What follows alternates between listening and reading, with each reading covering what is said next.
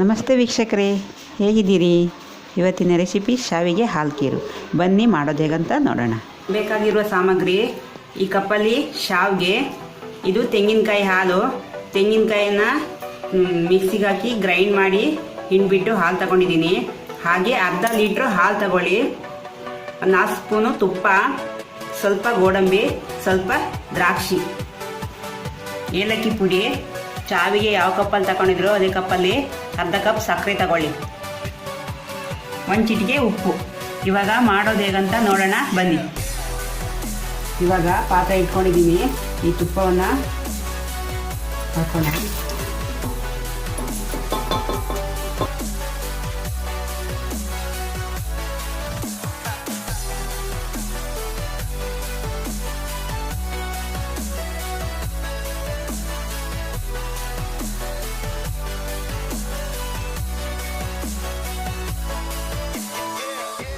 ಇವಾಗ ಆಗಿದೆ.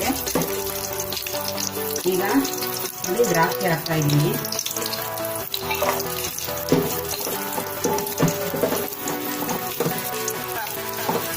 ಸ್ವಲ್ಪ ಕೊಂಬಣ್ಣಕ್ಕೆ ಬರಲಿ.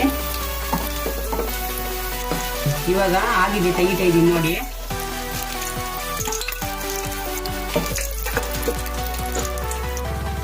ಇವಾಗ ಅದೇ ಪಾತ್ರೆಗೆ ಶಾವಿಗೆ ಹಾಕ್ತಾ ಇದ್ದೀನಿ. ಶಾವಿಗೆನ ಹುರ್ಕೋಬೇಕು. ಇದು ಫ್ರೈ ಆಗಿದೆ ನೋಡಿ ಶಾವಿಗೆ. ಇವಾಗ ಇದನ್ನ ತೆಗೆದಿಟ್ಕೊಳ್ಳೋಣ ಒಂದು ಬಟ್ಲಿಗೆ.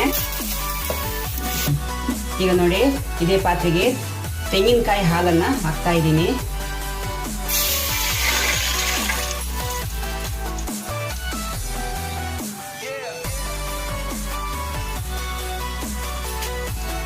ಇದು ಸ್ವಲ್ಪ ಕುದಿಬೇಕು, ಸ್ವಲ್ಪ ದಪ್ಪ ಆಗಬೇಕು. ಇದು ಕುದ್ದು ಮೀಡಿಯಂ ಉರಿಯಲ್ಲಿ ಇಟ್ಬಿಟ್ಟು ಕುದಿಸಿ, ದಪ್ಪ ಆಗುತ್ತೆ ನೋಡಿ. ಇವಾಗ ಈ ಥರ ಆಗಿದೆ.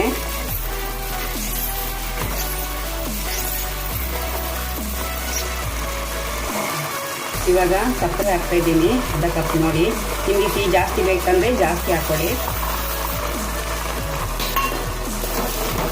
ನೋಡಿ. ಇವಾಗ ಹಾಕ್ತಾ ಇದೆ ನೋಡಿ, ಬರ್ತಾ ಇದೆ ಸಕ್ಕರೆ. ಇವಾಗ ಈ ಗುಳ್ಳೆ ಬರ್ತಾ ಇದೆಯಲ್ಲ, ಇವಾಗ ಶಾವಿಗೆ ಹಾಕಿ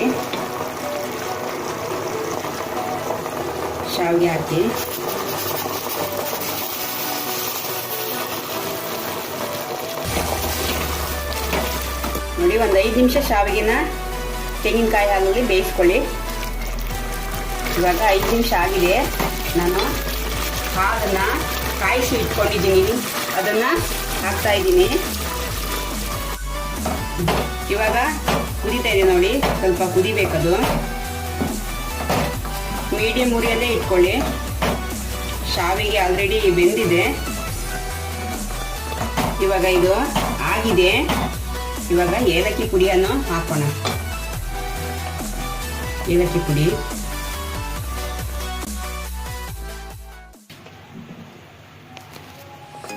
ಆಗಿದೆ. ಇವಾಗ ಗೋಡಂಬಿ ಮತ್ತು ದ್ರಾಕ್ಷಿ ಹುರ್ಕೊಂಡಿದ್ನಲ್ಲ ಅದನ್ನ ಹಾಕ್ತಾ ಇದ್ದೀನಿ.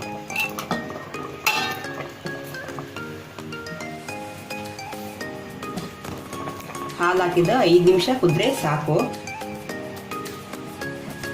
ಸ್ಟವ್ ಆಫ್ ಮಾಡಿ 2 ನಿಮಿಷ ಬಿಟ್ಟು ಉಪ್ಪನ್ನ ಇದು 1 ಚಿಟಿಕೆ ಅಷ್ಟೇ ಹಾಕೊಳ್ಳಿ. ತುಂಬ ಟೇಸ್ಟಿಯಾದ ಹಾಲು ಖೀರು ರೆಡಿಯಾಗಿದೆ.